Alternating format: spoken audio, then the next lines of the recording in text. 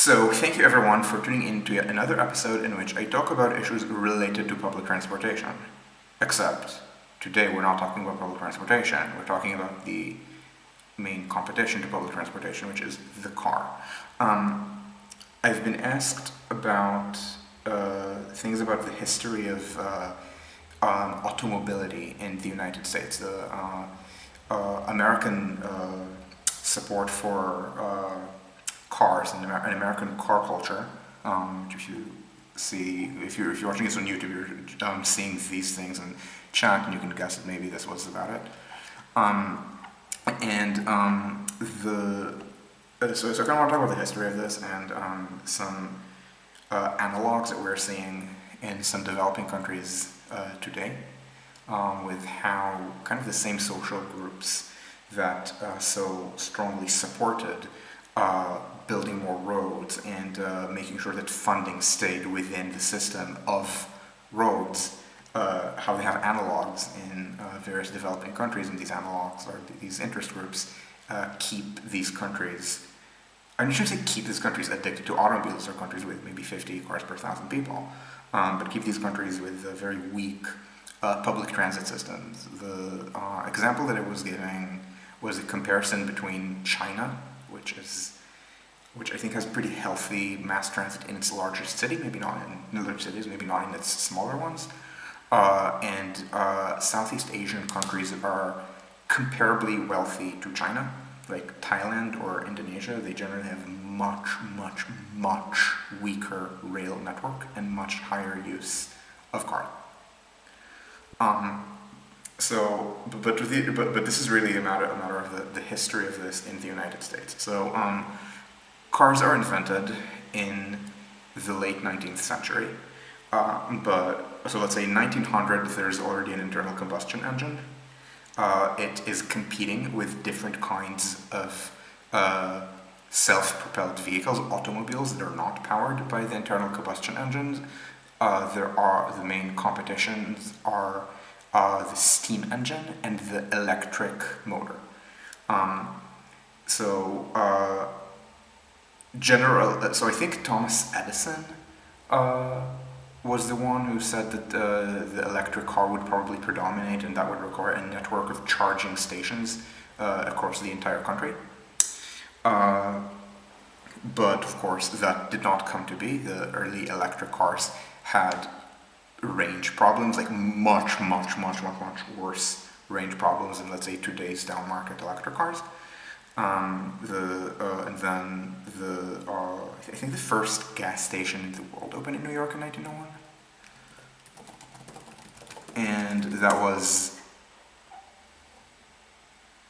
okay. So the first purpose-built was opened in 1913.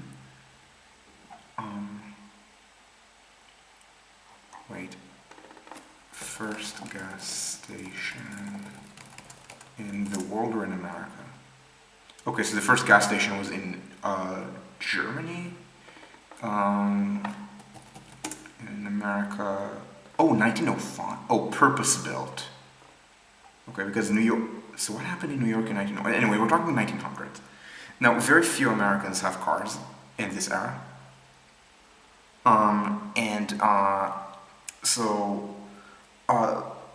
But even then, there was sentiment that this was the future. Finally, there was freedom from the train.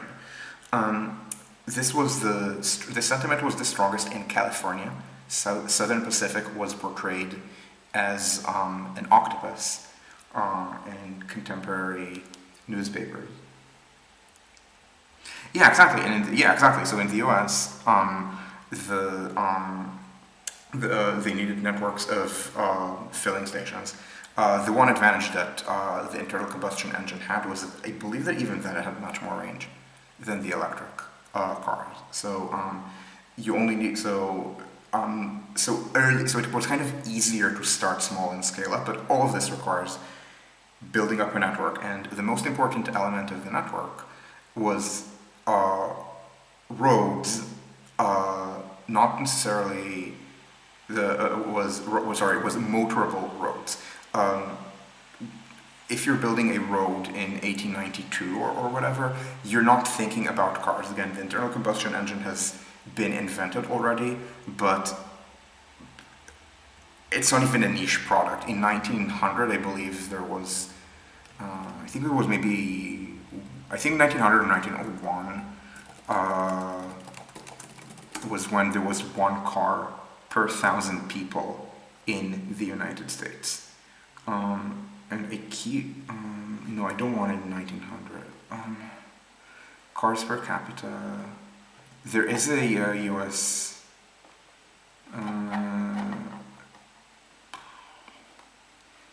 Yeah, note also that the United States is not quite first because ignoring these, New Zealand is somehow ahead.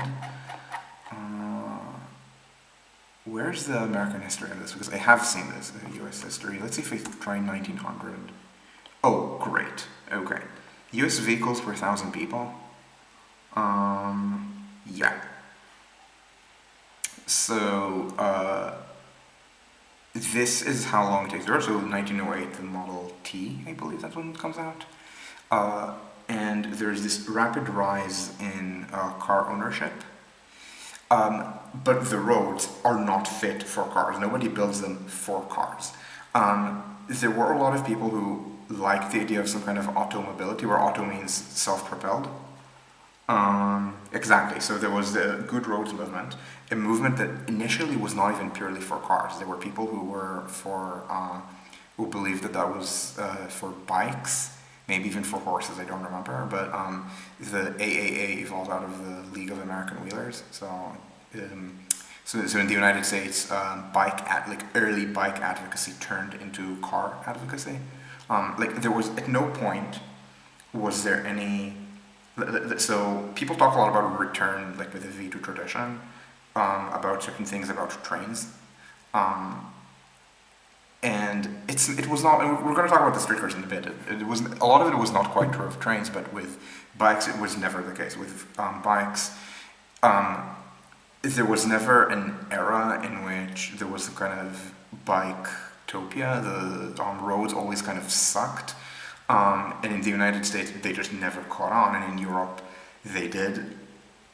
I think it might even just be poverty compared with the United States, but there was more of a critical mass of like normal bicycling that generations later, with the New Left, with people understanding the limitations of cars in cities, people started setting up useful bike lanes. But like, if you're asking where is it better to bike in.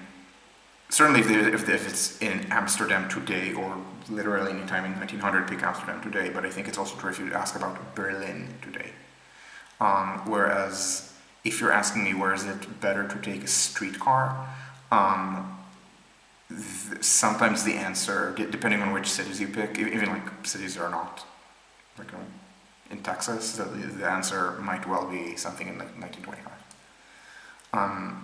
But anyway, in the United States, that evolved into car advocacy. This was advocacy by very wealthy people, as you might expect, of the fact that it took until the end of World War I, roughly, for the United States to breach 50 the United States would only breach 100 cars per 1,000 people in 1921, 1922.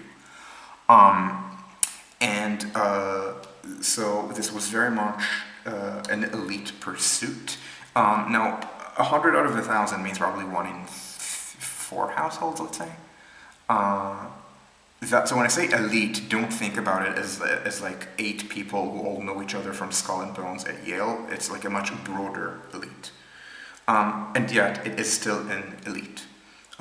So there was this Good Roads movement that understands that the roads are completely non-motorable and keeps demanding higher and higher standards. My main reference on this, by the way, I want to say the main reference is 20th century sprawl, but I'm getting a lot of this also from the big roads, and Gutfreund is generally much more negative toward, or much more critical of automobility than Swift.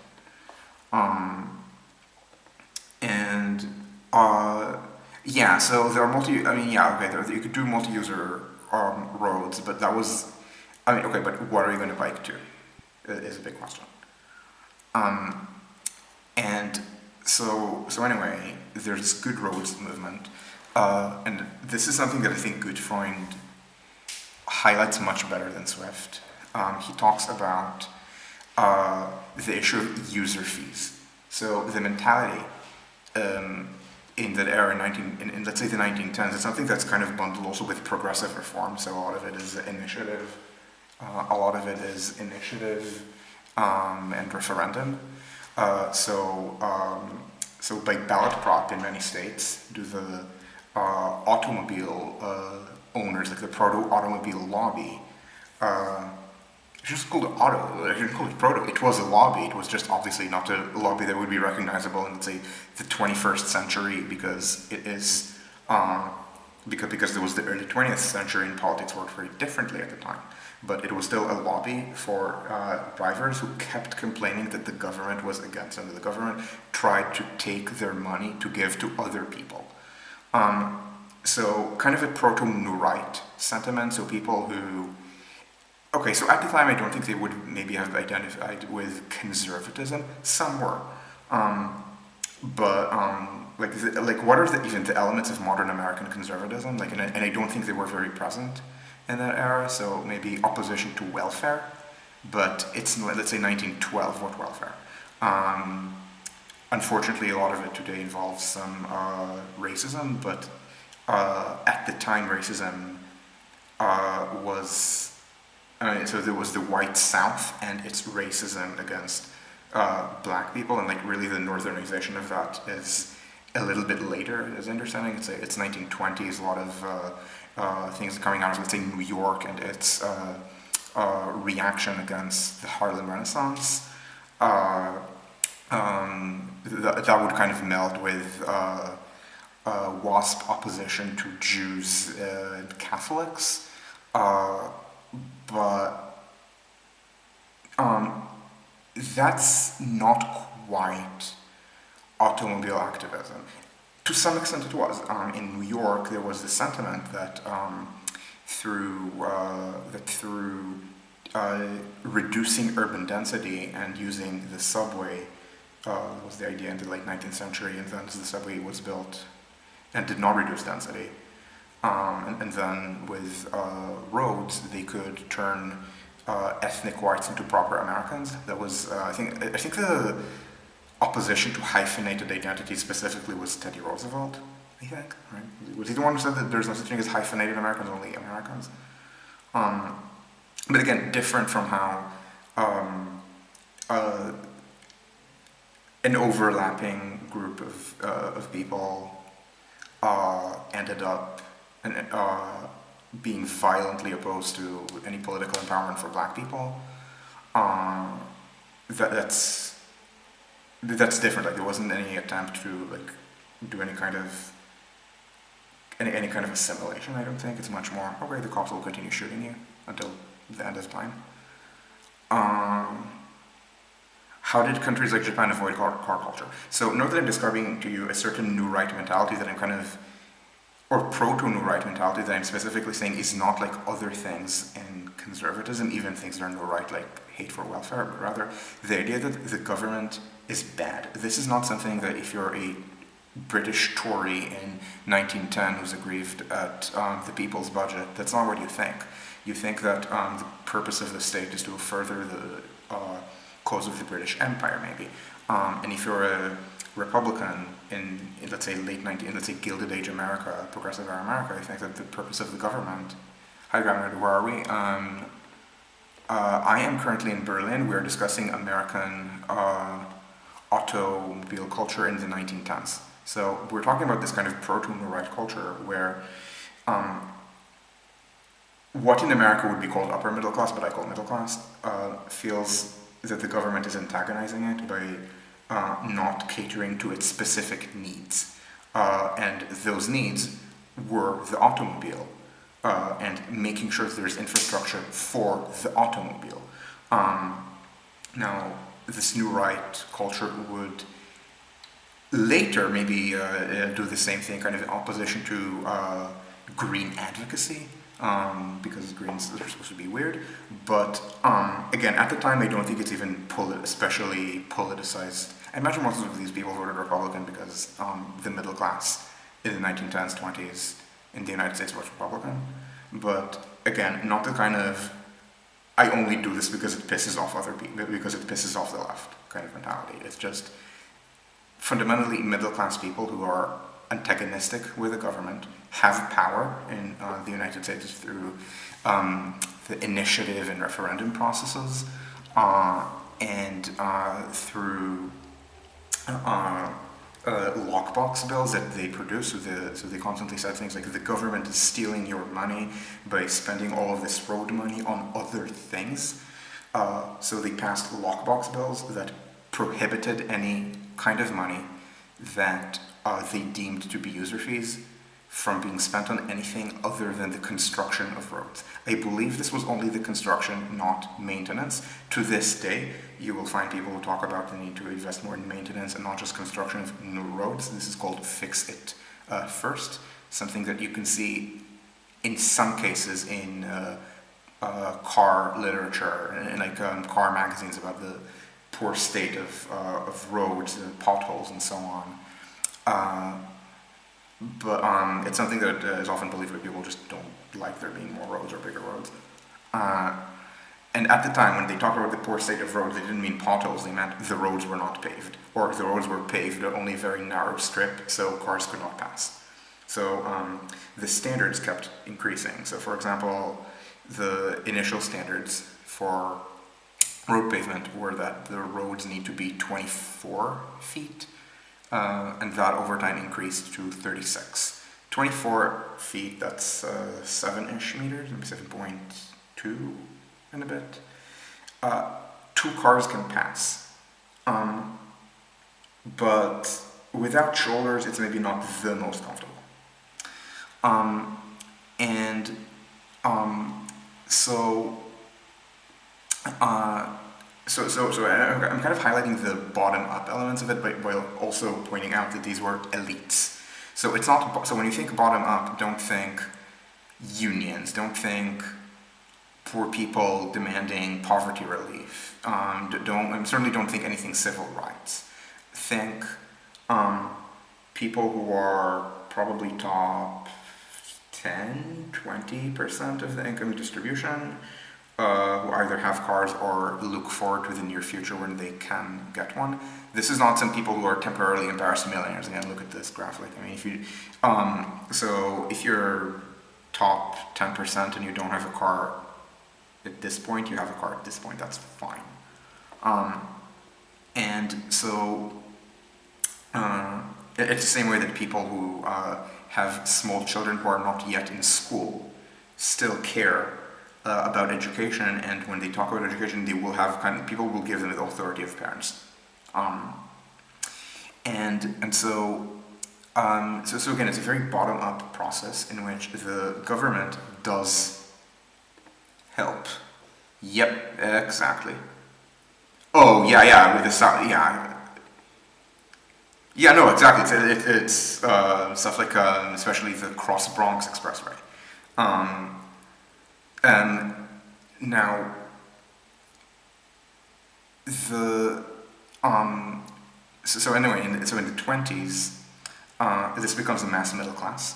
So we're not talking top 5% anymore. We're talking so in 1925, this is already probably something like with like household sizes, probably half of American households at this point on a car, like on the eve of the Great Depression. Like it's not something that is just a narrow elite, but it is something that is already changing cities. So what do I mean by changing cities? First of all, there is proto-white flight. Now I say proto, and not because it was proto-flight, it was proto-white in the sense of there was flight out of aggrieved people who disliked people lower down the ethnic hierarchy sharing their cities, but this was not white people fleeing black people, not yet.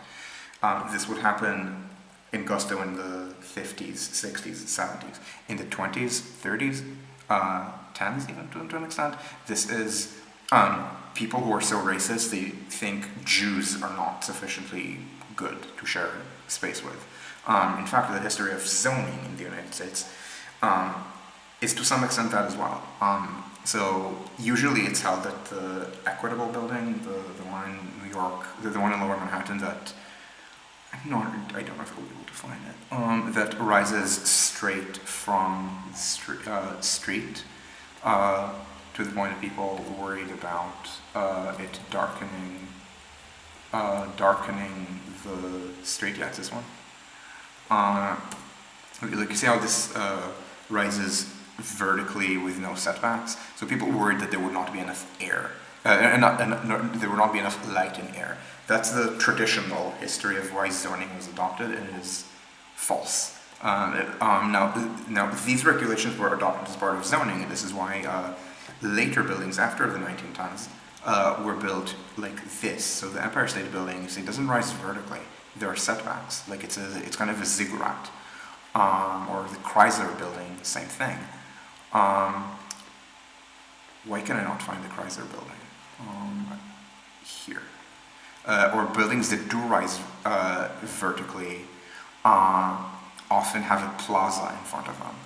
That was something that was, I think, pioneered in maybe the 50s. But at the same time, they had the different zones for residential, industrial, and commercial uses in order to make sure that sweatshops, which were regulated industrial, would not be near high-end commercial zones like Fifth Avenue. Not because the sweatshops were especially polluting. This was Jewish immigrant women making clothes for rich WASP women to buy on Fifth Ave. They just didn't want like working class nearby. That's all. And yeah, then it turned into something much bigger and with other purposes. But the kind of let's call it anti-ethnic white racism. Today it's kind of a footnote, and people who want to argue over anti-Semitism in the United States today are welcome to not do so in chat.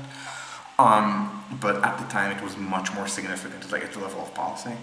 And this also included the elites leaving the city as it got too white, not too white, as it got too Jewish, too Italian. This is the origin story of the two wealthiest towns in Connecticut, New Canaan and Darien, where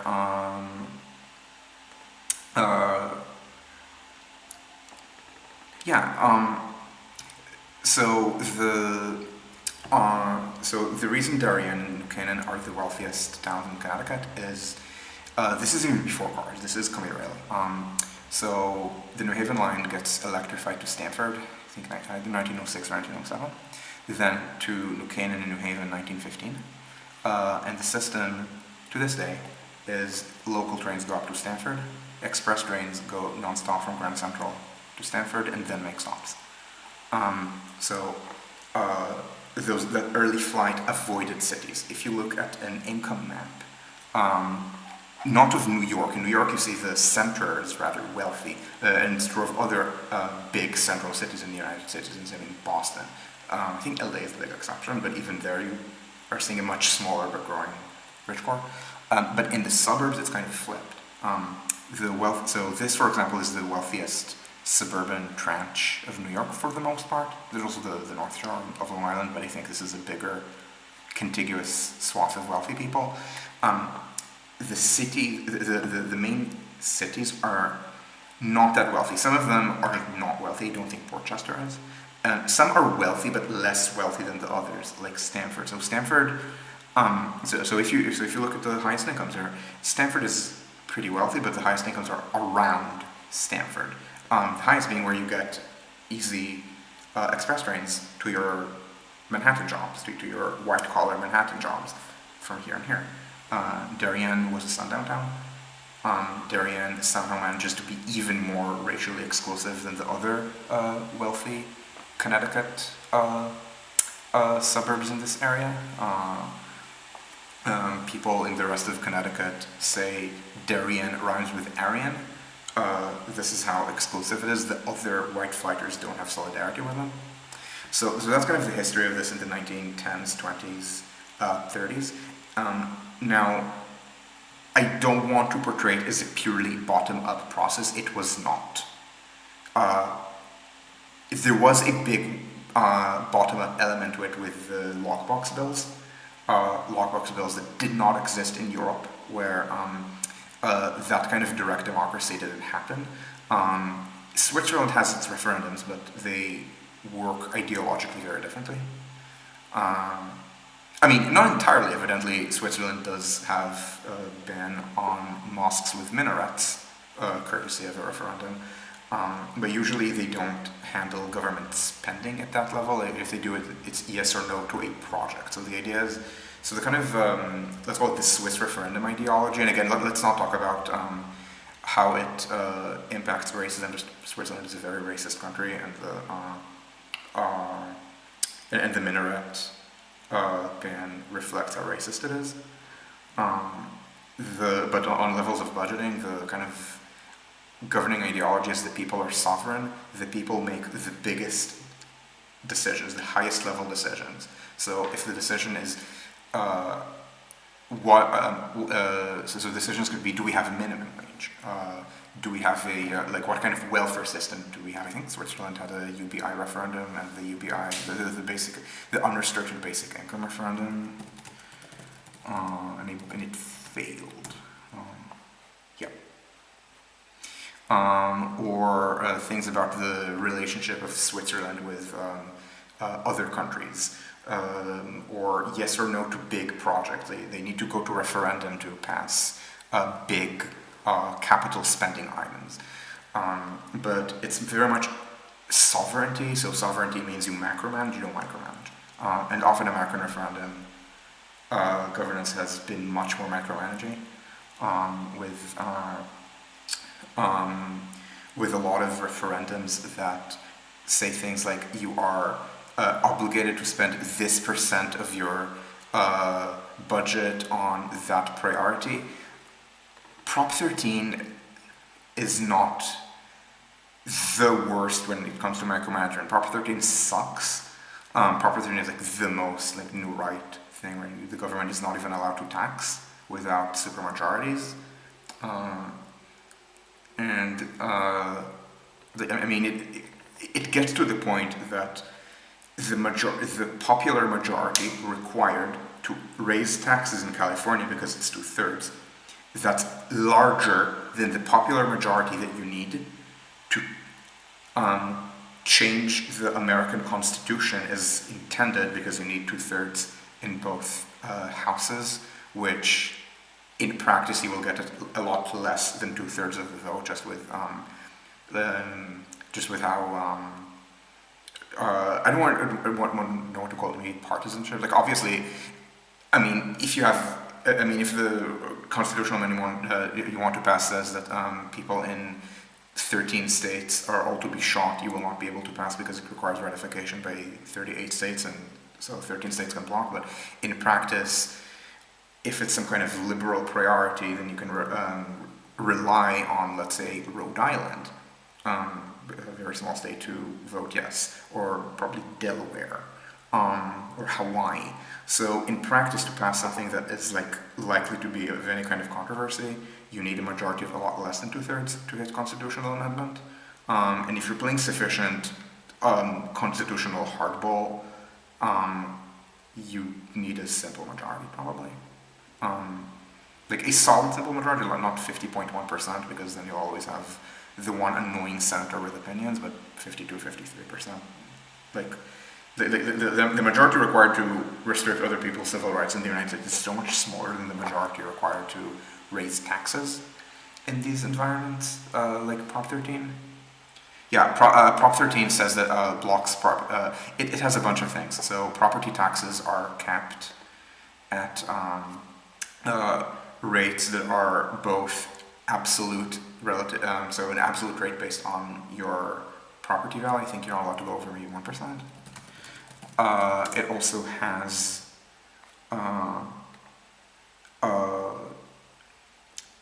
so maximum 1%. Then it freezes property taxes. Then there's I don't remember if it's Prop 13 or another prop that has a maximum. But you need 2/3 in California to raise taxes. That might be a different. Yes. So there is also, so this is no, it's third 13, it's Prop 13. There's a supermajority requirement to raise taxes. And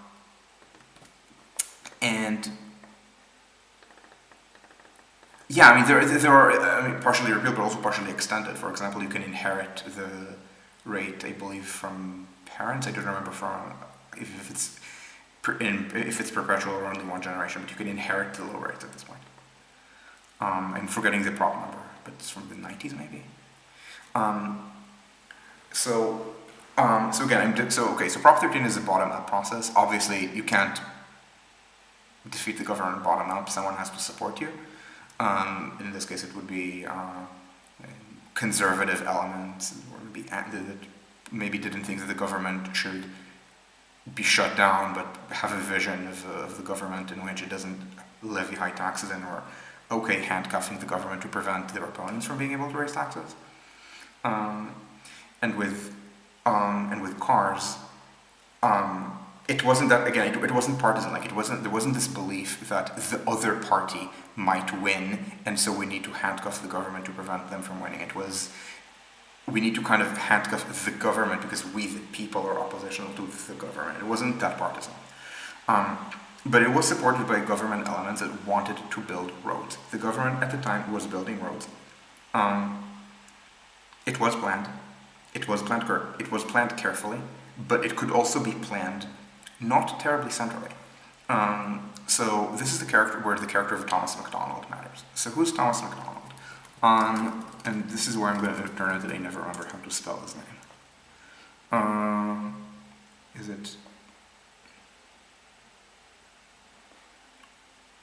Is it MacDonald with a space? Nope, it's this one. So it's this dude who, no, seriously, this is how important he was as a civil servant. So this is why I put both sources here, because Swift is very positive, like Swift, so you can't tell a story of American automobility without giving some bio of MacDonald. Goodfriend's take on MacDonald is very negative, Swift's is very positive. So MacDonald is a consummate bureaucrat, very different from, let's say, Robert Moses, who was a political operator. So, now of course Moses loved MacDonald because Moses loved people who did things, and MacDonald did things. He was also, I mean, this is what he believed. It's this kind of idea that good roads are like the most important thing, and this is good for him to point out, but not Swift. He was running essay contests that were sponsored by, I think, Firestone, the tire firm. Is it Firestone or Bridgestone? Yeah, Firestone. That like he was running essay contests. How good roads help the religious life of my community. So like probably maybe for school children. I don't remember the age of the target audience, but you would be getting paid, sponsored by the federal government, but money would be coming from a corporation, building tires for you to write about how good roads help you get to church better, and how they improve Christian values. Again, this is I think 1930. So at the time, there was no such thing in the United States as political Christianity, because there was no notion that it was in opposition to anything. Whereas maybe today, if someone talks about Christian values, might be in like explicit opposition to things like gay rights, feminism, religious pluralism. At the time, people did not think that way. It was just a good thing, like becoming wealthier, like becoming more religious. So that was MacDonald. So that was MacDonald per Goodfriend, MacDonald per Swift. I don't think Swift even tells that story, but he does tell the stories like how MacDonald managed to build a road network for Iowa on a very low planning budget. Around this time, when the United States is 50 cars per 1,000 people, Iowa's, I think, maybe 140. So massively more cars per capita than the rest of the country. It's not because it was 3 times wealthier. The wealthiest state at the time were the big urban ones. New York, I think, was always the wealthiest. I think it was New York, California. Every time when people force me to look at it, I look at it, and every time I'm forgetting another state, I think it's always New York, California, Illinois. Maybe Nevada was wealthy sometime in this era. Massachusetts, maybe, I don't remember. I think Jersey only became wealthy a bit later, and ditto Connecticut. But they would also be pretty high up there. So not Iowa, but Iowa had a good road network for which McDonald built on a much smaller planning budget than nearby states like maybe Minnesota. This is because he figured out how to reduce construction costs.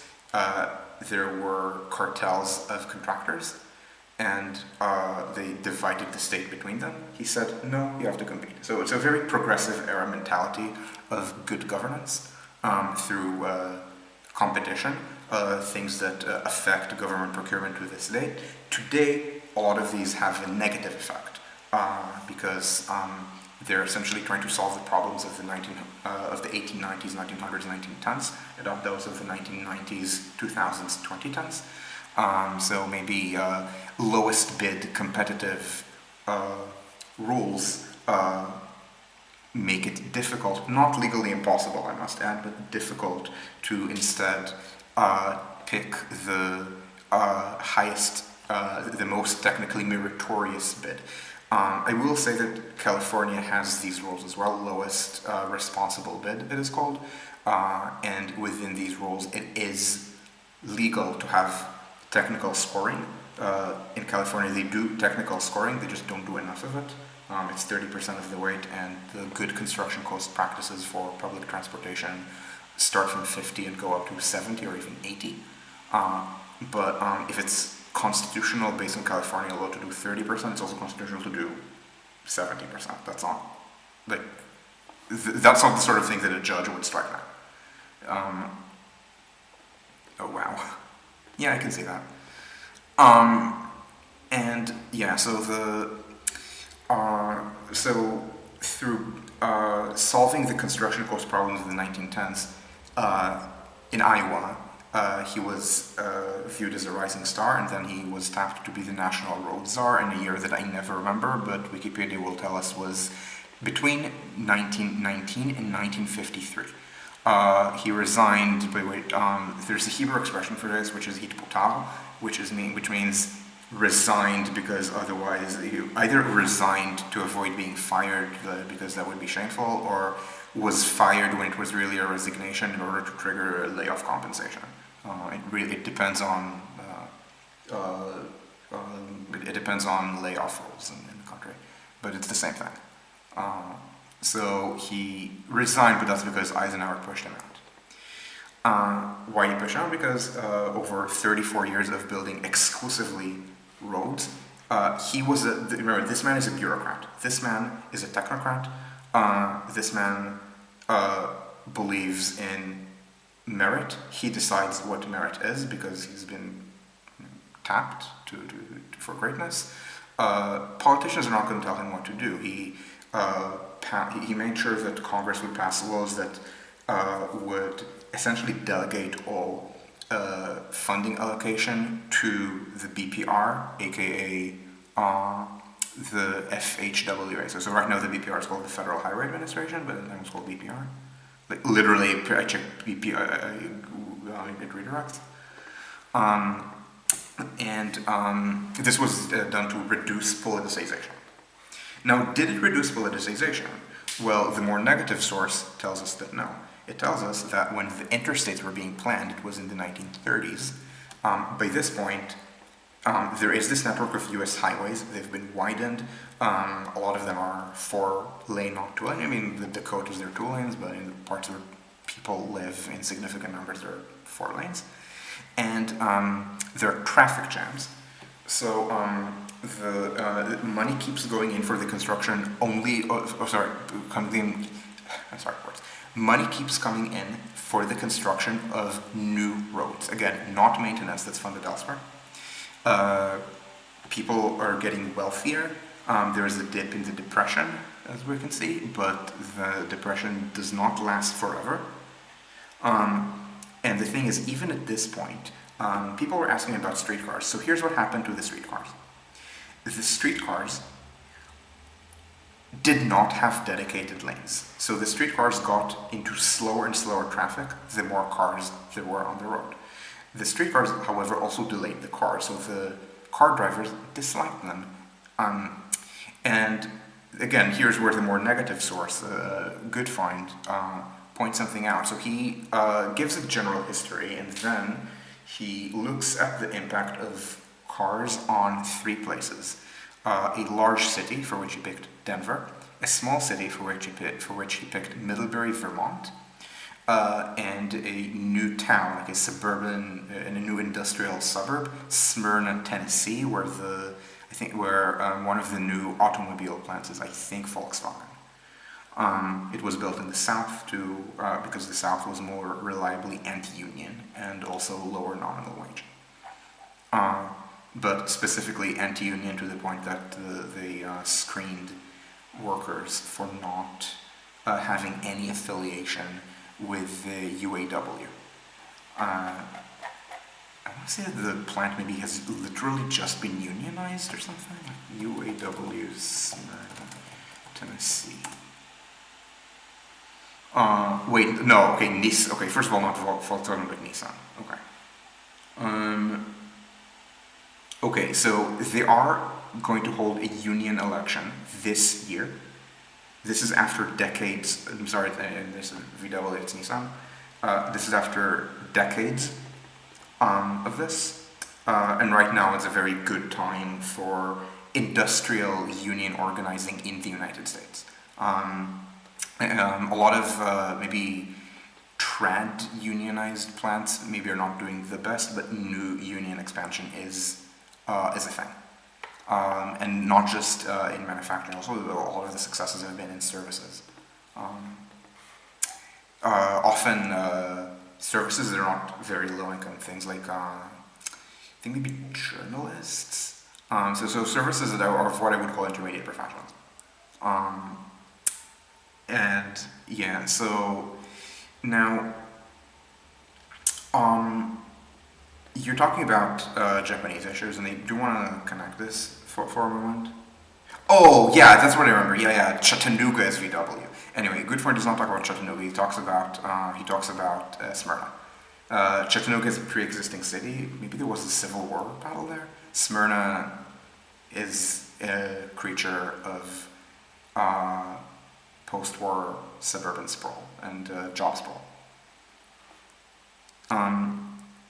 Now, you guys are talking about issues in Japan, and I kind of want to highlight something, which is this is all about local poor, local elites, and these are the biggest fans of automobiles, except in the largest cities. But we're not talking about Tokyo, we're talking about rural Japan. Of course, the United States only becomes majority urban in 1920. And even then, majority urban means that the median American lives in the city of 10,000 or something like that, not in Chicago. Likewise, places like Nice. And likewise, places like Thailand, Indonesia, the Philippines, they're not that urban. Now in the cities, yeah, there are different interest groups. Move Forward basically owns the Bangkok vote at this point. It might also own the entire Thai vote in the election if possible, because people are that pissed at what the military establishment did to Move Forward, but we'll see. I don't want to be too hopeful about assholes getting kicked out of government, for reasons you can probably guess based on based on the ethnic origin of my full name. And so the so the point is that you have this automobile system which favors local elites. Now the idea is to build this apolitically, but so the roads fill and they have this one more lane mentality, like so road widening, also a lot of road bypasses around small towns where the car traffic got congested. Okay, so they bypass the small town and then the bypass gets congested itself as it leads to more development along the bypass, because if you're building, let's say, a gas station, of course you want to go where the through drivers are going to go. And if you're trying to build a roadside diner, same thing. And soon that turns into its own mini commercial center. This is, for example, what is critiqued as a strode in the strong towns community. This is something that just happens because people want to be on the way, and if you do a bypass, the bypass is not what's on the way. And this comes with the idea of building the ultimate in bypasses. Now, I think it is the more positive Swift who points out also the issue of car accidents, car crashes, where the road czars figured that car crashes happen through various forms of what they would call friction. Like, let's say it's a normal highway. It's been the United States driving on the right, so if you're on the leftmost lane, you might hit the car across from you, which is in its own leftmost lane, from its perspective. So that's one form of friction. Or there's, or if two roads cross, maybe signalizing is not good enough, and cars will still try to either steal the light, or something else will happen, but they will still hit each other sideways. So they figured out these forms of friction, and they figured how to eliminate all of them. That was the invention of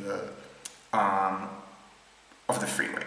Now, technically, the first private toll road in maybe the world, the Long Island Motor Parkway, was fully access controlled, but it was not a freeway. You crossed oncoming traffic to get onto it from the toll booths. But the idea is to build these multi-lane freeways, all minimum. It's a really useful word, but I don't think it is a useful thing to critique, if that makes sense. And because again, people want to be on the way,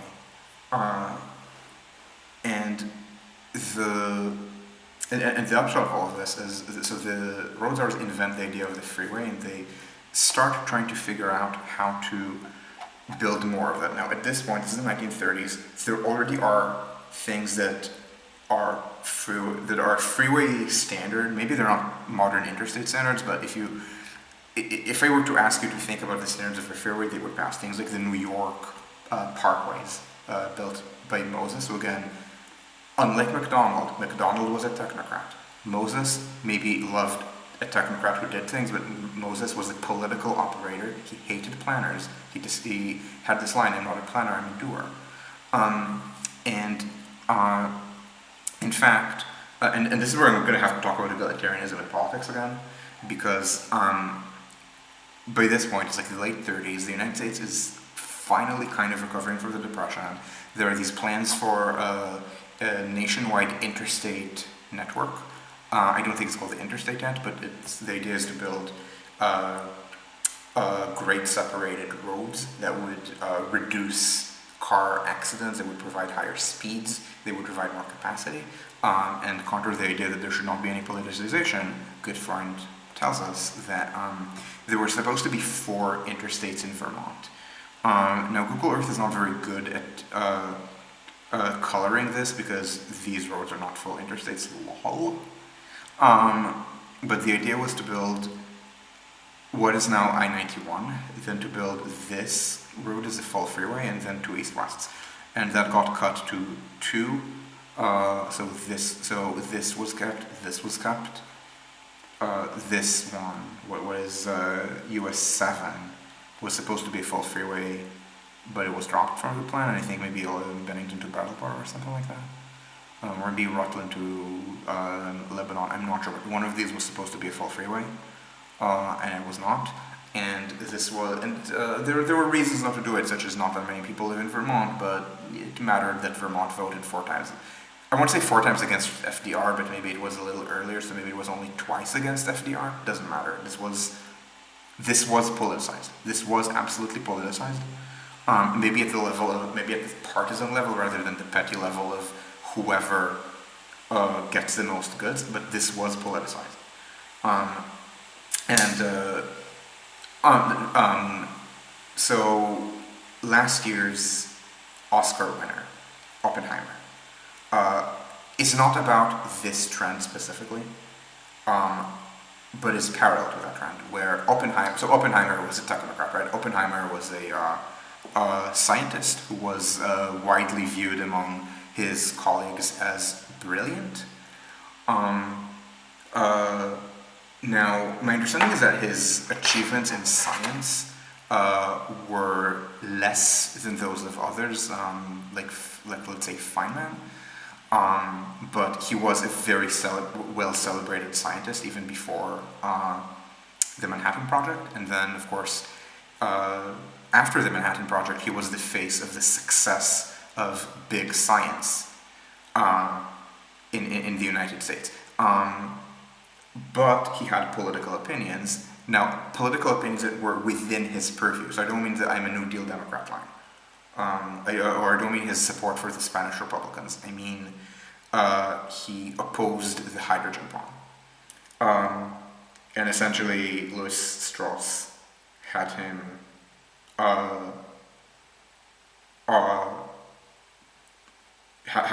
Louis Strauss made sure that he would be stripped of his clearance through some McCarthyist tricks.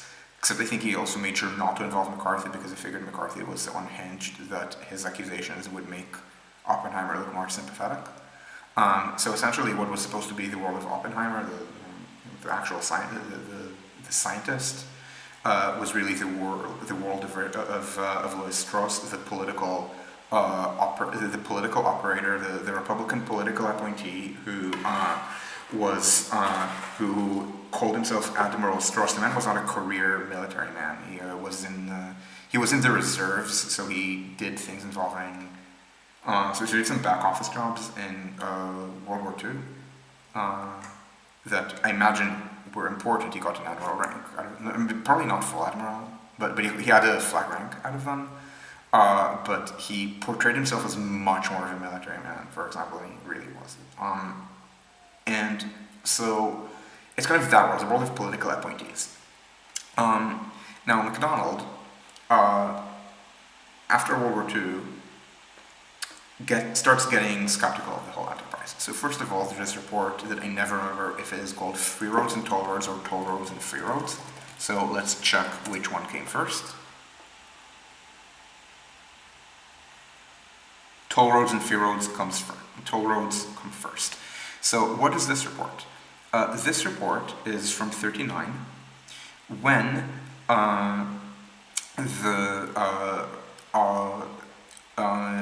when there is a plan to build a system of motorways in the United States, and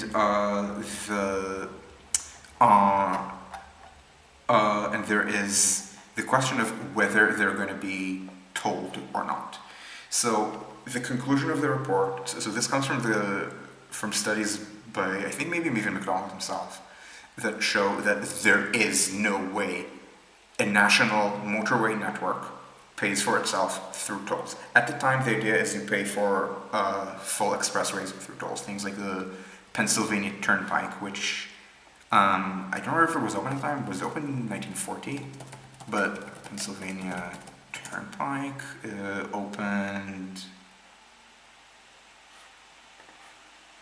I powerfully don't care about the 18th century history of this.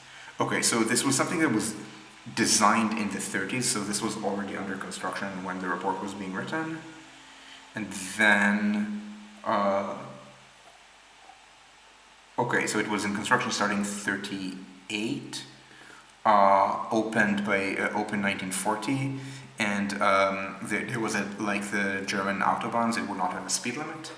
And then came World War II with a national 35 miles an hour speed limit, and it has had a speed limit, like post-war speed limit ever since.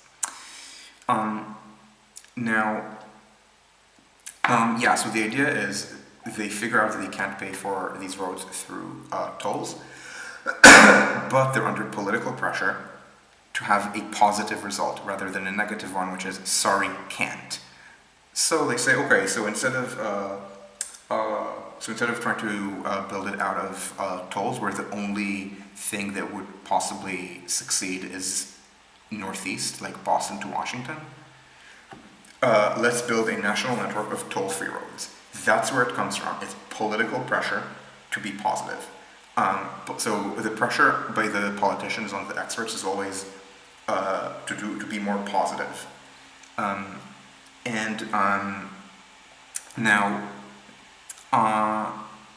Would they say that Thomas McDonald is the figure comparable to Robert Moses in terms of impact on American car dependency?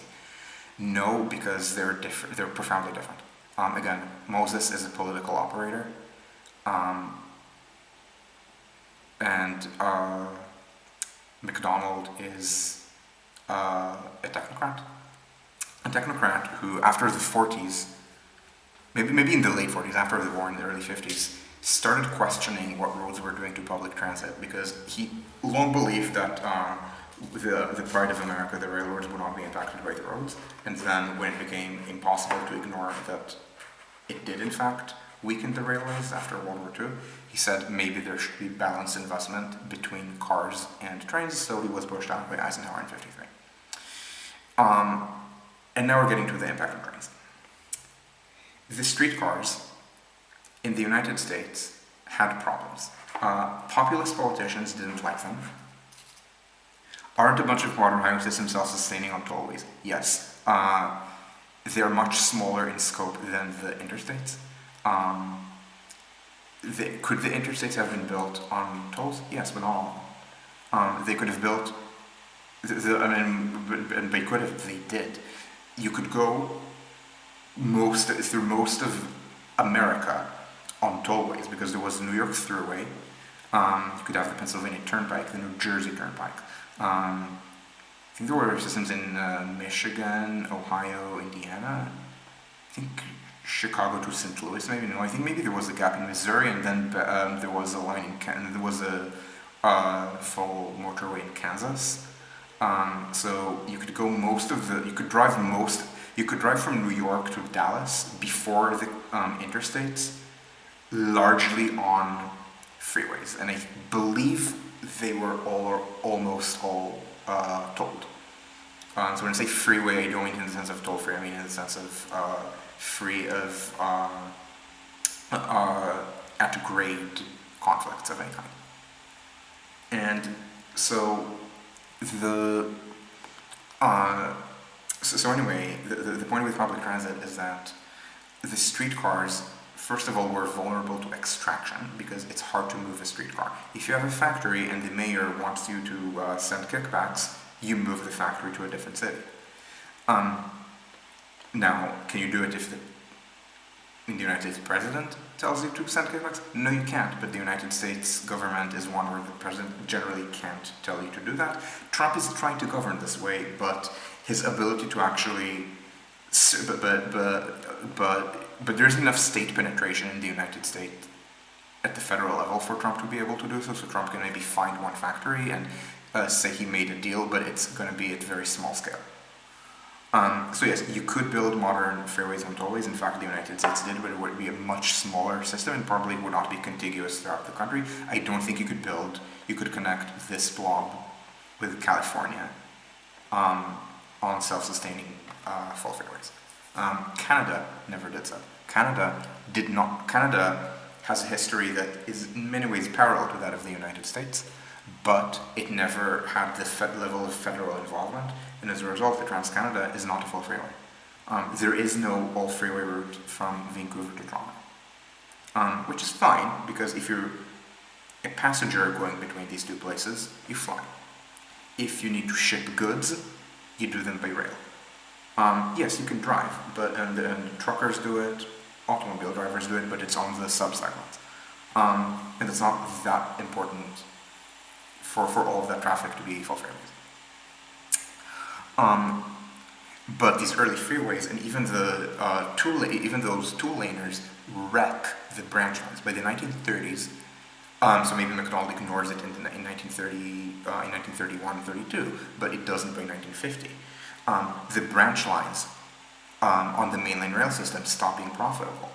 And in the 50s, the idea of profitable intercity rail persists, but only at long distances where it's not convenient to drive because maybe you can have a night train.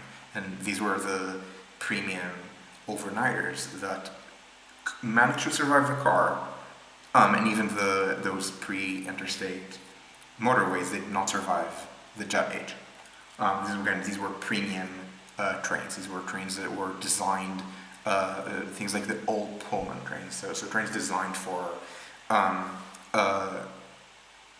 people of means. But again, people of means, I don't mean top 0.1%, I mean top 10%, top 20%. So these were people who could afford to travel on the 707. Not just people who can travel on low-cost carrier rates today. And this also includes the streetcars, which, as I mentioned, also had an additional problem. So if you're a train, the cars are competition. If you're a streetcar, it's worse because the cars are not just competition, the cars are also traffic.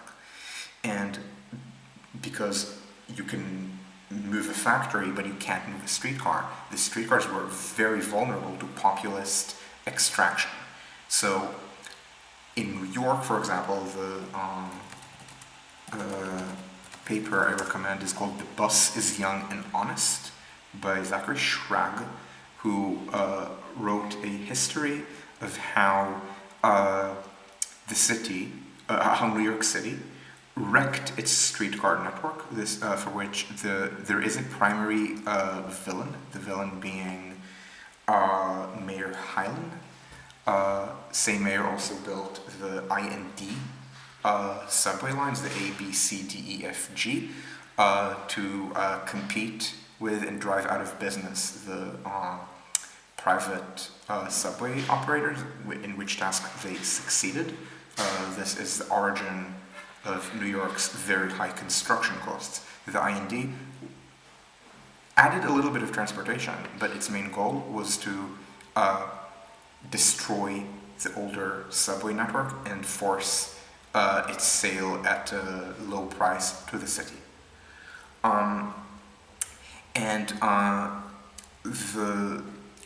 So there was a lot of government antagonism toward privately operated public transit, but often it got to the point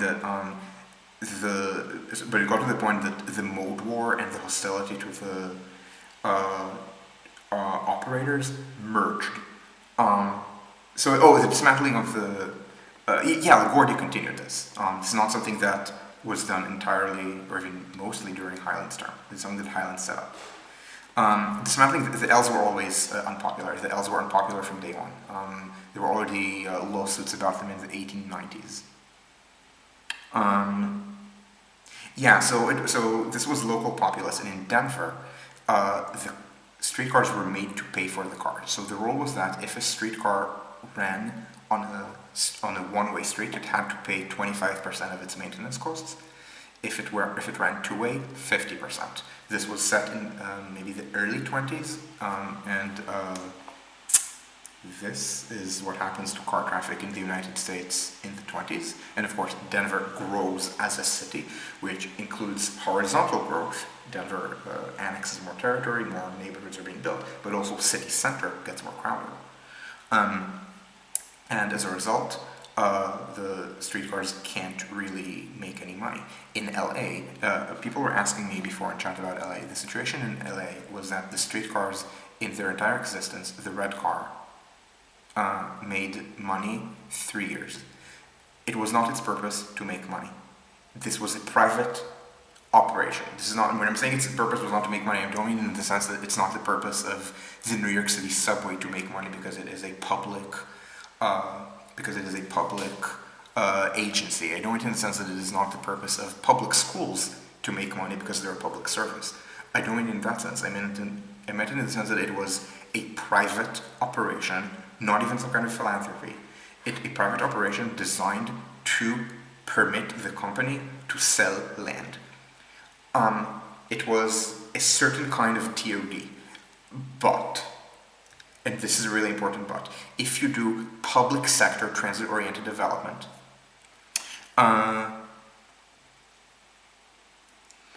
yeah, that too, and of course the interurbans were made to pay for the competition.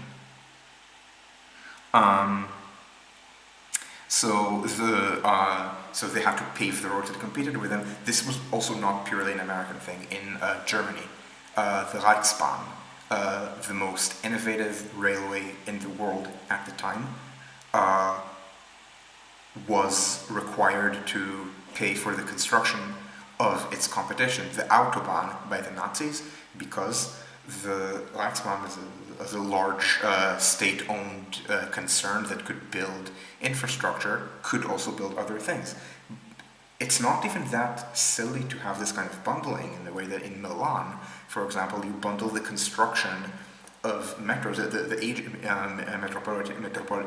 I can't speak Italian. Metropolitana di Milano builds metro tunnels, and through its expertise in building metro tunnels, it's also building other tunnels, for example, for other utilities. That's normal.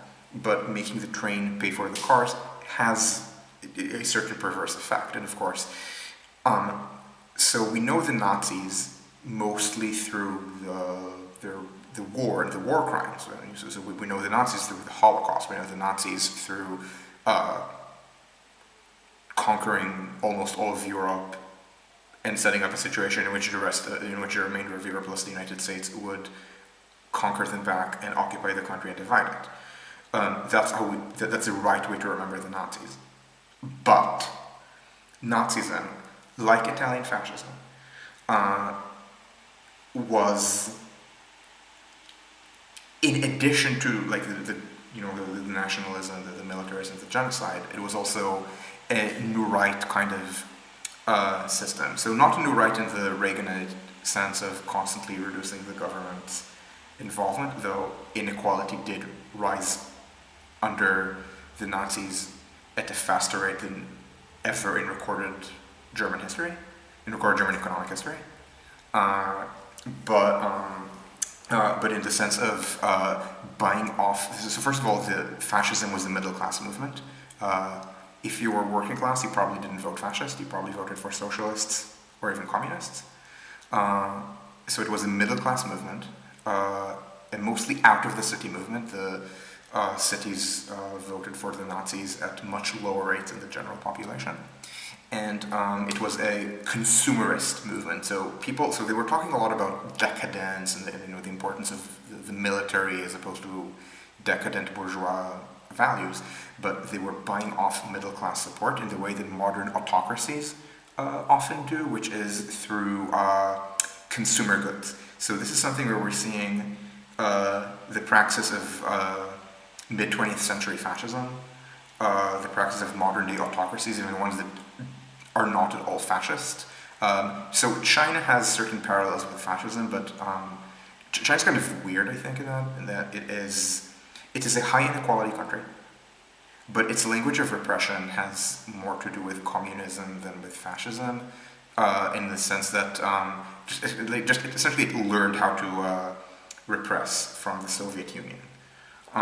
So things like the party state, the dual party state system, is a very communist thing to do. And again, this is a country that is in no way socialist. They abandon universal healthcare, they have very high inequality, and so on. Yeah, exactly. I mean, so of course today, not sure about China, but in rich countries, and even in much of Southeast Asia, again, I'll just give you the example of Thailand, the urban middle class is the most reliably anti-fascist group, and of course not just the urban middle class, we also see this from, of course, urban, not just urban, from usually from racial and religious minorities. I mean, if you see a black person in the United States, very unlikely this is someone who votes for any kind of far right. You see, or normal right. People talk about appeal, like some kind of Trump appeal to Hispanics, and then what you see is that he's losing Hispanics by 30 points instead of by 40 points, and so on. Nowadays, the Jewish vote is pretty consistently anti-populist, anti-fascist, even when it is otherwise rather right-wing, like in Britain and Germany. Have I read The American Gentry? No, I have not. So anyway, the point that I'm making about this is that there's this idea that that the purpose of the state is to kind of encourage middle-class conformity through encouraging consumption. So it's kind of an alliance, let's call it, between the political state, the bureaucrats who are willing to be subordinated to it, the others will be pushed out, the way McDonald eventually was, and the middle class, which depoliticizes. If you're middle class in 1930s, 40s, 50s New York, doesn't matter what you pick, there's a political machine. But the middle class gets exclusion out of it. It gets the infrastructure of exclusion. And now, the streetcars are hated not because... So the streetcars are hated in the 20s and 30s because of populist grudges. These can be from the right or from the left. From the left, for example, there are complaints that the traction interests are trusts, they're monopolies. Maybe they're even integrated in the sense that the same company owns both the power plants and the streetcars because it's the same infrastructure. So there's synergy. So FDR made them divest. The power plants stayed profitable. The streetcars were not. This could also again be this kind of TOD. But again, modern TOD is not done by anything that's by any new right. It is not done by anything authoritarian. It is not done by anything fascist. Now, these are three things that I just said: new right, authoritarian, and fascist. I want to make clear: overlap. They're not. Their pairwise not the same. They have pairwise overlaps.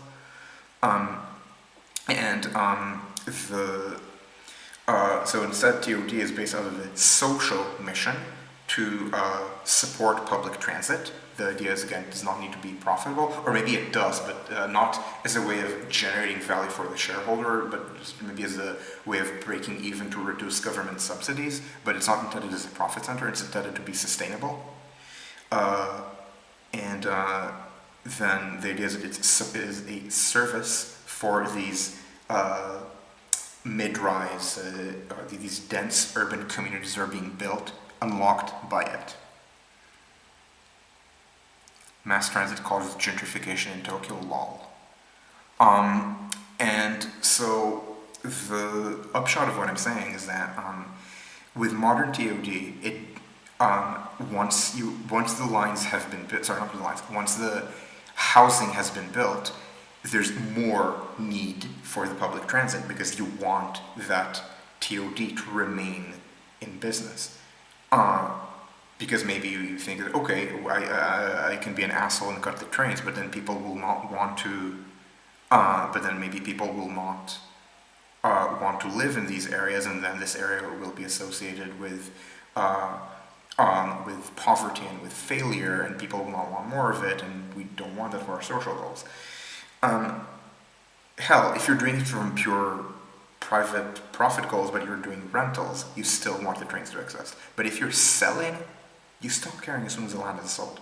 And that was what happened with the LA streetcars. So the LA streetcars, the Huntington, was trying to sell land. Now the streetcars might still have worked out, maybe with more efficiency or something, with some kind of restructuring, because sure, maybe they built LA so much that the structure of LA's density oriented itself around the streetcars. That is something that can happen.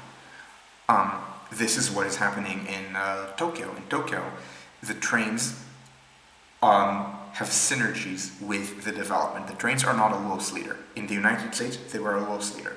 In Tokyo, they are not a loss leader. In Tokyo, there's synergy. The trains raise the property values of the land development that Tokyo and other private railroads sell. In conjunction with that, the development fills the trains. Pretty reasonable, right? If you have a very strong city center, then once you fill it with suburbs, sure, that you're generating demand for the train. But this is not what happened with the profits of the red cars, because it's possible they were just never intended to be that way, but also World War II happened while we're in the subject of the Nazis.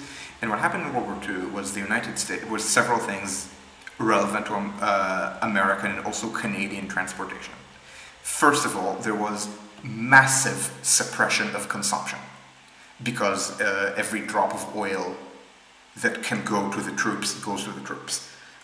When you ride alone, you ride with Hitler. Propaganda poster. This one. Okay, maybe you can't see because I'm on the right.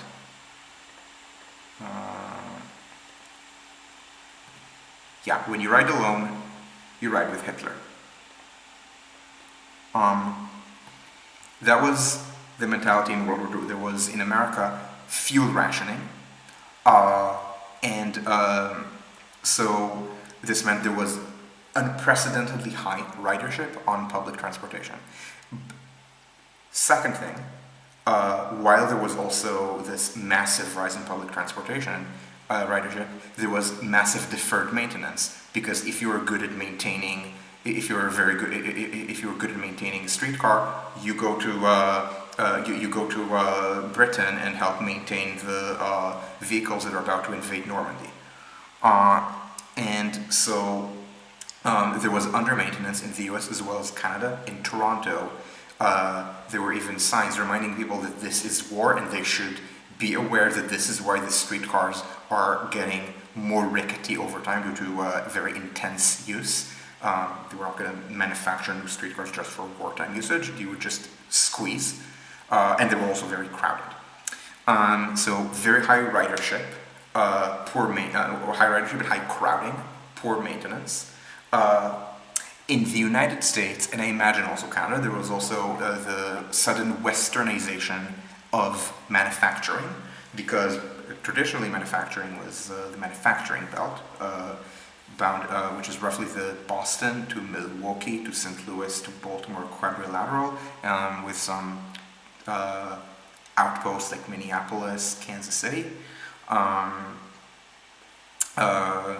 San Francisco and LA had their own manufacturing, but they were much smaller.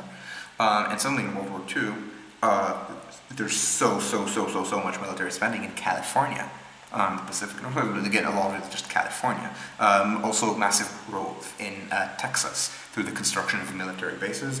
Also POW camps. This is something that I learned from, this is something that I learned from Transit Twitter / Transit Blue Sky person named Maddie, who is from Texas, and was pointing out that Texas had a lot of POW camps because there's a clause in the Geneva Conventions that says that as far as possible, if you capture POWs, you need to intern them in the same climate that they were captured in, so that in other words, if you capture POWs in Poland, you're not allowed to ship them to the Gulag in Siberia. Quite a lot of POWs of the Axis were captured in North Africa. Put them where it was the easiest. Based on the similar climate rule, they had POW camps shipping them to ship them to in Texas, and also very large military bases. So the Texanization, the Californiization of the economy. Not so much Southernization, except for Texas, that would be post-war, and also the liberation of the South from the Jim Crow tyranny. But of course, Los Alamos, New Mexico, very famous. And so lots of growth in manufacturing. It has no reason to centralize on downtown. It goes wherever there's room. So there's manufacturing all over. People take the bus, or the bus if there's no streetcar. They take the streetcar if it exists, because they have to. you want to drive after we beat Hitler, after we beat Dojo. Of course, Dojo was nowhere near as important as Hitler, but in American propaganda, he was portrayed as the Japanese Hitler. He was not. Japan was not personalistic autocracy like Germany. It was run by a junta. The equivalent to Hitler in the sense of cult of personality was the emperor, who wasn't really running the show. People running the show, the junta was running the show in the name of in the name of the emperor. Oh yeah, I didn't realize this in British history, but in American history, this created so much new manufacturing in California, not just California, but in the West, but California grew explosively as a result. And it was more anarchic in the sense there were a lot of assassinations, but it was always who gets to show that they're the best at killing people and doing war crimes. Yeah, the yellow cars had much more ridership, that is correct. But they too suffered from growth in cars in the 20s and 30s, creating more traffic and wartime underinvestment. And the point is that during World War II, so first of all, the Huntington Company sold all the land. They didn't need the railway as a loss leader anymore. Second, simultaneously, because of the war, because of this effect number 3 of the war, the westernization of the economy, it's effects number 3 and 4. So explosive growth within LA. That's effect number 3 and 4. It's not at all job centralized. So job sprawl and growth in areas that are not served by the streetcar, so the streetcar therefore becomes less important. And after the war, yeah, you could expand it, but you couldn't do it as a loss leader because the land has already been sold. You can maybe do it as kind of a social mission, but you need to convince the public, and the public associates the streetcar with wartime austerity. This was also a thing, this was also a thing in Canada. It was also a thing in Western Europe. The elimination of the streetcars was not a purely American thing. But the much larger car culture is an American thing. Like in Britain, and this is something that Goodfine points out, in Britain, when there was a suggestion that there should be some kind of lockbox bill, Churchill said, "Fuck this shit." He didn't use the words "fuck this shit," but he said, "Fuck this shit. Parliament does whatever the fuck it pleases, you peasants. If we need to tax cars in order to build a new battlecruiser, we're going to build a new battlecruiser, and you will like it." Again, I'm paraphrasing this in a certain kind of online language, but you get my gist. And so, in the United States, because of this bottom-up activity and this much weaker civil service, really something that only had power insofar as the political appointees willed it, there was a much larger, earlier car culture. We're talking again 1910s, 20s, 30s, 40s. And then of course in the 50s they built the freeways. By the 50s there's the Great Migration is in its later stages, so large black population in the cities. So it's not just a bunch of a small group of repulsive WASPs who don't like Jews, it's a much larger group of repulsive white people who don't like black people. And and often it gets to the point that public transportation is difficult to fit into this, whereas in, for example, the United Kingdom, in France, in Germany, they did build strong subway systems concurrently. The United Kingdom builds the Victoria Line and the Jubilee Line, which I guess is smaller than what France did. France built a lot of small city, like secondary city metro systems in Lyon and so on. It builds more metro lines, it builds the LL. Germany builds the Stadtbahn system, so it buries the streetcars into subway surface systems that are called Stadtbahn in Germany, and they have vlogged about that and blogged about that. Yeah, so there's a dedicated tram, but I mean it's very rare to have a dedicated tram to all of the wartime industries, and most of the industries that people end up working at after post-war demobilization are not on that one tram. And also in general, these are just car accessible. I mean, yeah, you ride the tram if you have to, but you drive if you don't. If you don't have to ride the tram. So they busted it. There's National City, there's GM taking over some streetcars in order to sell buses to them. This is, again, not the primary reason that the streetcars declined. There was a lot of populism involved. There was car culture that came from very different sources. Like, yeah, you can talk about why good roads are good for the religious value of my community line, but that's not the same conspiracy as General Motors buying streetcar systems in order to dismantle them to sell more cars. And of course they need more and more freeways.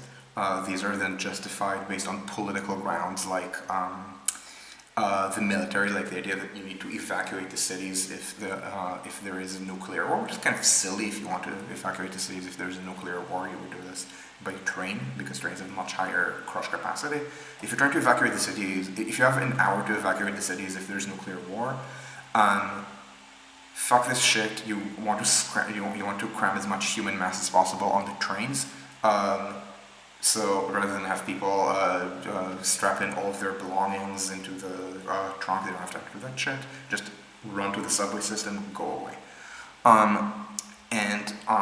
So that's the highest capacity way of doing this. So then there was this kind of, it's for the military idea, for the interstate, because it was also the kind of, people telling the story that centers Eisenhower's own role. Eisenhower's own role was delicately secondary. He kind of famously didn't even want the interstates to enter the cities, but they did enter the cities as the bureaucrats wanted. So he had the ability to fire bureaucrats who wanted more investment in rail, but not to actually manage how the interstates were being built. He was just, again, selling them, and his own appointees, his own politicals were making decisions.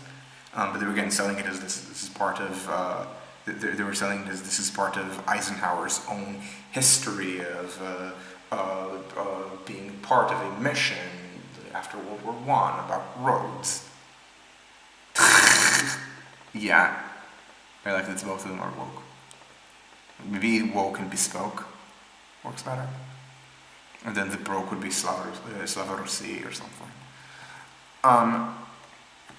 Anyway, so the point of this is that so this gets to the 50s and the interstates, and of course the interstates go through the cities, and of course they demolish neighborhoods for this, and of course it's easiest to demolish in neighborhoods that are politically the weakest. They don't demolish middle-class neighborhoods for this, like the Village. Now, of course, Robert Moses tried to demolish the Village because maybe he did not think the Village was a middle-class neighborhood. It was not when he grew up. In his experience, neighborhoods never, I wouldn't say improved, let's say the average income the relative average income in a neighborhood would always decline unless some kind of urban renewal was built, because up until well into his adult life that was true. Neighborhoods could decline but not gentrify. The Village gentrified. The Village was the first neighborhood in recorded history to gentrify. Because it used to be like the Lower East Side, so close to Lower Manhattan, so industrial and working class, and then trucks made it possible for the factories to go away, and so it made it possible for the working class to go away. So the area was already seeing increasing rents in the 1920s. Again, it was kind of a curiosity. If in the next few years we're seeing a certain African country, like let's say Nigeria or Ghana or Cote d'Ivoire, if we're seeing it have a few years of good economic growth, it's going to be a footnote. Now, if these 5 years persist and there's going to be 50 years of economic growth, then will people say in the 2070s, the convergence of Nigeria that by now in 2075 has made it as rich as the richest countries in the world, like the United States, South Korea, China, Germany, whatever. Now we can see that it began in the 2010s, 20s, but a few years of that, for people who are not primed to think of it as this is going to be a success case, don't make people think of something as a success case. Think of things as, okay, there's news that that Nigeria has had a few years of good economic growth, and it was the same with the village in the 20s. Now this did impact construction costs because they had to demolish much of the village to build the 123 trains. You can kind of see that this cuts through the street network. This is because they had to demolish through it. Same shit here, but at this point, this was a much wealthier neighborhood, which was one of the reasons the construction costs of the idea were so high. Not the main one, but one of them. So by the 50s, this is a neighborhood for, again, people of means. Jane Jacobs is this era a journalist, and in the 50s this is a much more respected profession than today, without any of the constant layoffs and constant will my job still exist tomorrow angst. Her husband was an architect, so a two-income family in an era where that was rare. Both incomes were pretty good. High education levels for both of them. So yeah, they were like the upper middle class. This was the kind of person who lived in the village in the 50s, so of course this neighborhood was strong enough to agitate against the construction of the Lower Manhattan Expressway connecting these two bridges with this tunnel, the Williamsburg and Manhattan bridges and the Holland Tunnel. This was because this was rich white people. They didn't think of themselves that way. They thought of themselves as working class because Americans think of themselves as a classless society where everyone who is not homeless is middle class. But, and then of course Jane Jacobs believed that small business owners were the universal class. But by any kind of objective account, they were pretty rich. Maybe not Upper East Side rich, but okay. I mean, the average person who lives on the Upper East Side is not the Cooks. Who cares? Rich neighborhood. And of course, where can they not so easily avoid the freeways? Through local activism, which is what fought the freeways in the South Bronx. This was a combo of much lower class Jews who were being kicked out of the area as the freeway was being built.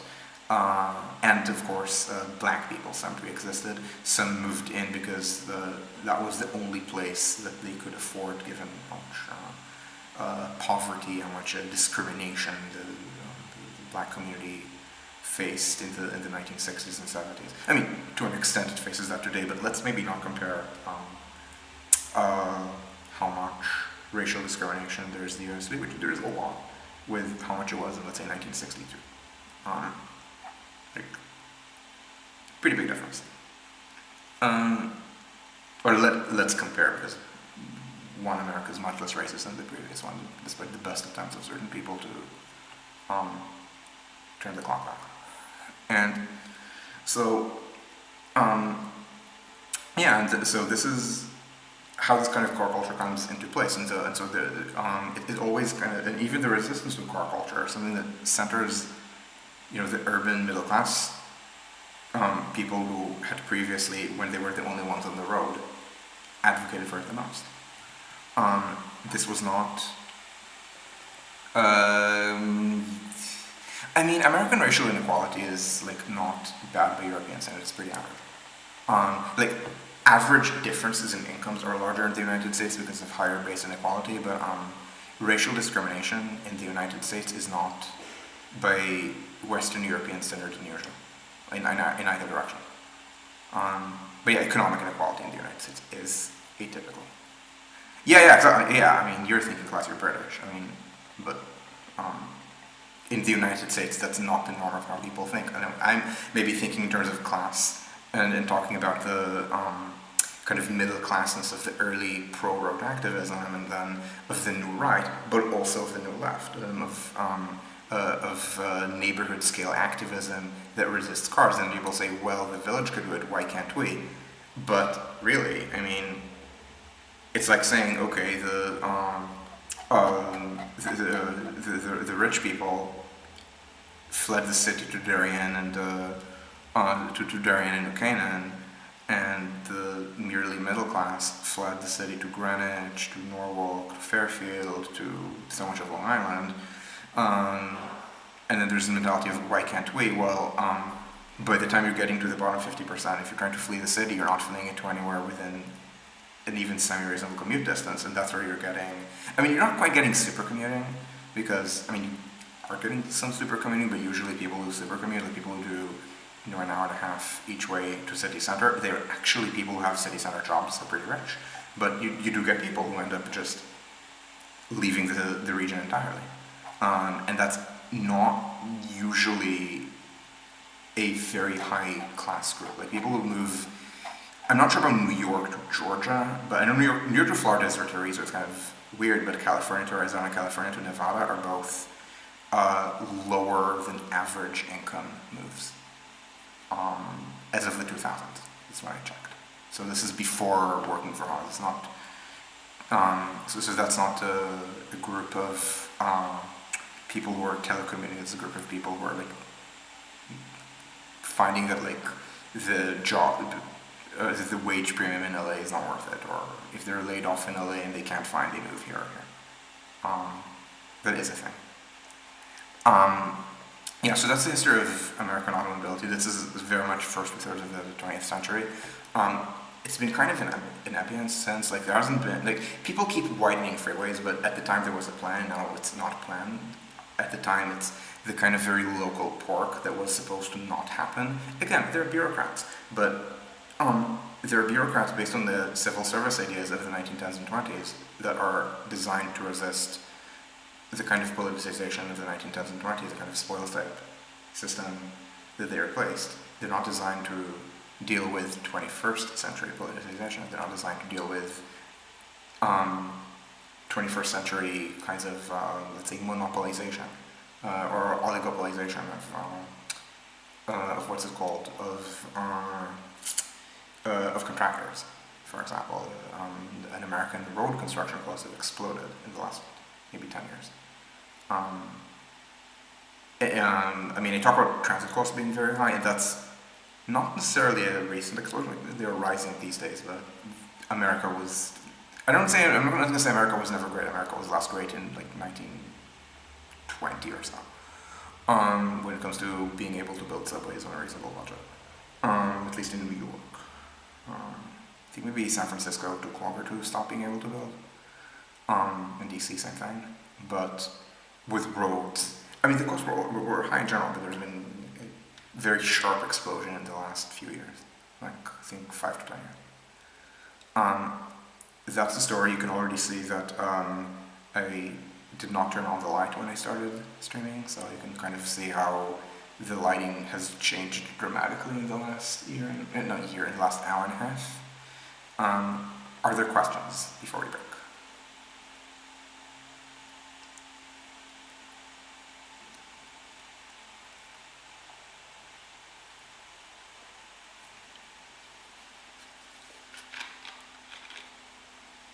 Ooh. How unrelated.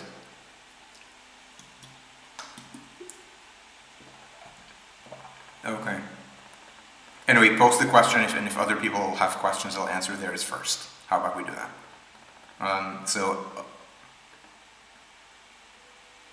Okay. Do I have a German version of this lecture? Do you mean a version in which I speak German? No, my German is not that good. Do I have a version of this lecture that is about the history of the automobile in Germany? Yes, but it's going to be much less grounded than the American lecture, in which like you can kind of see that I'm talking at usually the same speed as before. I think with the same filler as before, but I'm basing this on many more sources. So I'm giving you the written sources, I'm giving you some primary sources, this and this, giving you the paper about the buses and honest. Like this is me summarizing academic literature. In Germany, I deal with literature as well. In Germany, I can talk about current activism, which is basically ethnographic. Not the activism of ethnographic, my understanding of it is ethnographic. No, Anglophone sources of German urbanism are terrible. Yes. Um, German sources and German urbanism are not necessarily good either. Like, you need to be able to read between the lines to understand what is really happening. Like, critical urbanism is kind of a flop here. It's analytically a flop here. I don't mean a flop like it is bad, although it in many ways is, or it has politically failed, which it is not either. Um,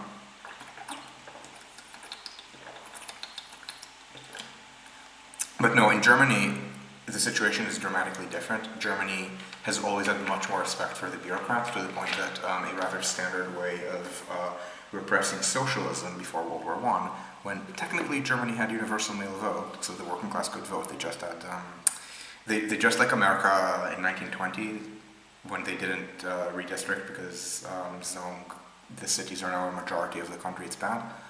So Germany kept not redistricting. They, I think, only went proportional after World War I. So the way that they would repress socialists was to accuse them of Beamtelefe, accusing them of insulting a public servant. That is a real offense on the books in Germany. In some cases, you're not even allowed to photograph a civil servant doing their job unless it is illegal. So, for example, a policeman who is doing something that is not illegal but is still discriminatory. If you film that policeman as a journalist, it is illegal for you to publish that. So in Germany, that turned into like a civil service that learned to stop being a deep state after World War I, or rather after World War II. Between the wars, parts of it were kind of an anti-left deep state, but it learned eventually to stop being a deep state, and just bilge it and let like the elected representatives of the public make big decisions about, do you fund rails or roads more. The United States never had that level of respect for the civil service. It was always much stronger pro-to the right. And of course, I mean, I say pro-to the right, but I mean here the Nazis actually did win elections, but then they lost.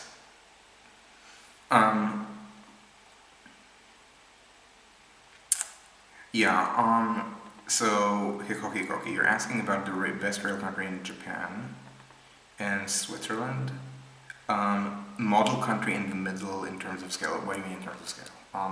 So Japan as a country is similar in scale to France or Germany. Slightly less than twice as many people as France, but the density is much higher. I think the physical extent of Japan is actually smaller. Like city scale, I mean something between city and Tokyo. Okay, so it's kind of hard to say, because what do you mean between city and Tokyo? Paris has rather high model split and is 1/3 the size of Tokyo. Berlin is not bad. Praga is good. Stockholm is pretty good. There's maybe small cities, but they're bigger than city. Countries. Okay, the thing is, countries as a whole is kind of hard because, what do you mean countries as a whole? Like, Korea has a higher model split than Japan, I believe. Just because Seoul has a 50% model split, and I don't mean the city. I mean the city plus Gyeonggi plus Incheon have a 50% trip to work model split. It is maybe a bit down since the early 2000s, but like 1%. So because Seoul is half of Korea and Tokyo is only a quarter of Japan, South Korea has a higher model split. Taiwan does not have a bad model split. Like, its secondary cities are kind of not good. I mean, I say not good, I don't mean LA, I mean Seattle, or like the worst European cities, Nice or something. Toulouse, like they're like 10% model split, I think, Kaohsiung and such. But Taipei is like 30-something%, and Taipei is 40% of the country with Taoyuan and Xinbei, and I'm counting Taoyuan, Keelung, and Xinbei when I'm saying Taiwan's model split, so so overall, like, it's just much harder. Like, yeah, the thing is that the main thing that distinguishes rich Asia from Europe and the United States is how concentrated the population is in the largest cities. The United States to some extent also concentrates population in the largest cities, just a bigger country than Korea, let alone Japan, Taiwan. But in Europe, no. Remember, the average French person lives in a metropolitan. No, the median French person lives in a metropolitan area. I think, like, the definitions of 10 years ago, maybe 350,000 people, and today maybe a bit more. I think median German is 1 million, and then median American is, I want to say, Cleveland or Indianapolis, so 2.5 million. And median Japanese is, I think, halfway between Fukuoka and Nagoya, and median Korean is halfway between Busan and Seoul. And of course, in the United States, the median, lives in a larger metropolitan area than the median European, but it's so suburbanized. I mean, it's not very transit-oriented. Anyway, does that answer? Did what I say just answer your questions, Borners and Hikoki Hikaki?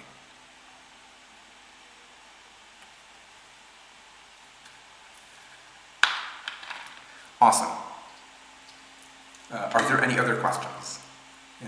And I'm gonna get used to the fact that the land here suggests that I have good internet connection to an extent, rather than typical German internet connection, which means I don't need to do 30 seconds of awkward silence at the end.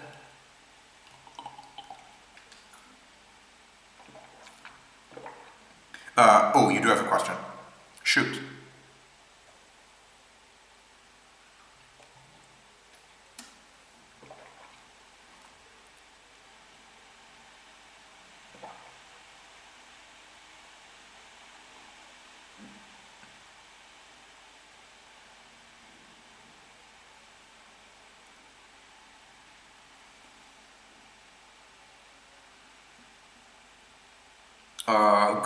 You can ask me on Mastodon. I mean, I know Mer propaganda through Mastodon. Like, I use Mastodon pretty extensively.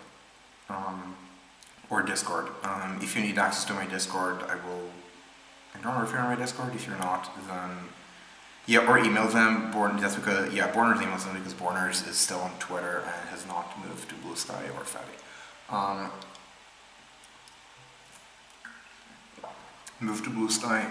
I promise you that if you block a triple digit number of people and are blocked by a high triple digit number of people, it is actually tolerable. Fetty is tolerable even without blocking everyone with bad opinions about things. I think I'm Fetty. I don't even know how many people have blocked on Fetty. Probably single digits. Anyway, can car culture be reversed? I don't know.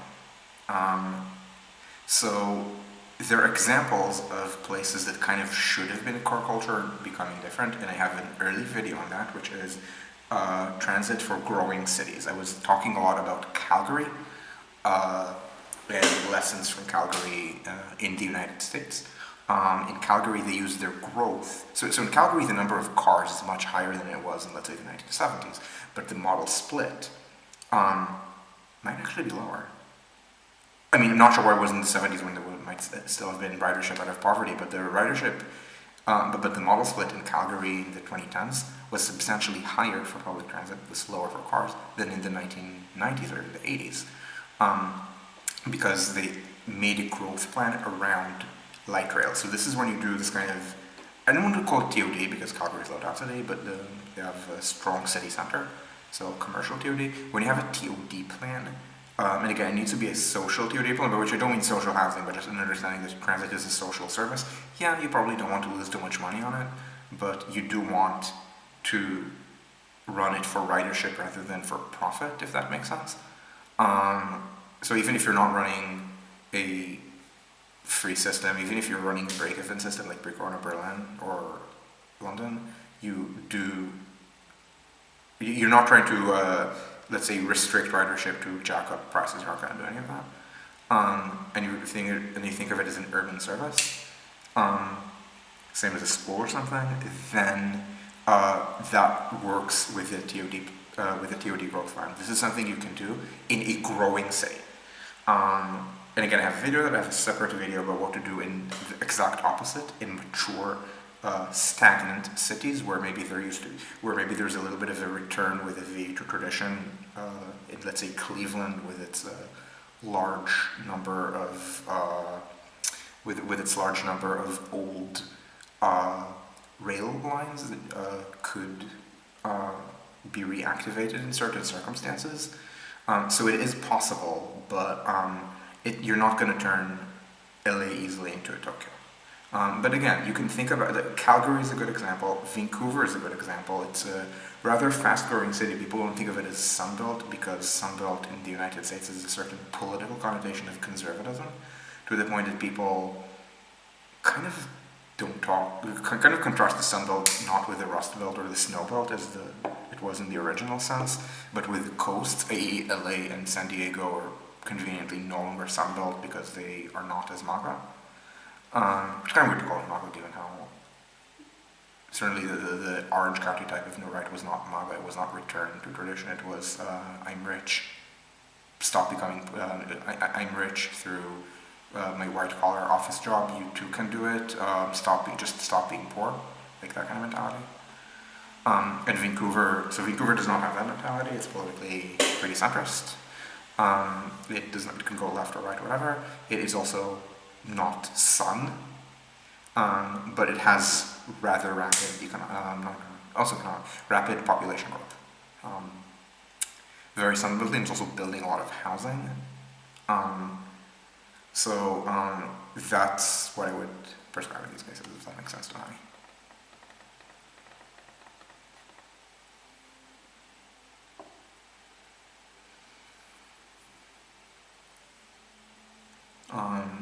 Are there final questions before we break?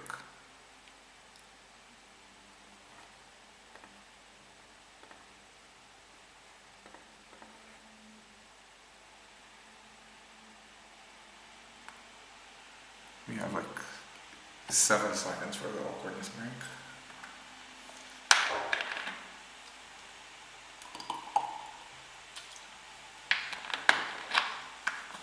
Alright. If there are no more questions, thank you all for watching. I will see you once again Tuesday or Saturday. Not sure yet. So thank you for tuning in to a pretty impromptu stream. Inspired by Marco Regatist's exercise on Fetty. Thank you and ciao ciao.